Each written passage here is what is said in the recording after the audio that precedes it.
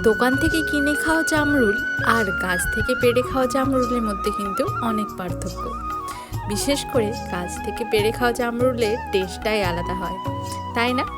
হ্যাঁ, আজ আমরা তেমনই কিছু করেছিলাম। সকালবেলা মর্নিং ওয়াকে বেরিয়েছিলাম, আর সেখানে গিয়েই ঘটলো এই ঘটনা। রাস্তার পাশে একটা গাছ ভর্তি জামরুল হয়ে আছে।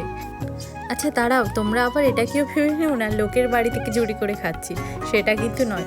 নিউ টাউনে রাস্তার ধারে অনেক ফলের গাছ লাগানো আছে, আর এটা কিন্তু সরকারের লাগানো গাছ বলতে পারো। আর সেখানেই আমরা চলে গেছিলাম। রাস্তার পাশে একটা গাছে এত জামরুল ধরে আছে, আর এখানে খাওয়ার লোকের বড্ডই অভাব, তাই জন্য আমরা আজ গাছ থেকে পারলাম। সরকারি জিনিস বলে কথা, তার উপর তো সবার অধিকার আছে, তাই না? রাস্তার পাশের গাছে হলেও এই জামরুলগুলো খেতে যেমন মিষ্টি, সে আর কি বলবো, তোমরা দেখেই বুঝতে পারবে। প্রায় 1 কিলোর বেশি জামরুল আজকে আমরা পেরে এনেছি। দেখো কত সুন্দর, যেমন সবুজ তেমনই কি।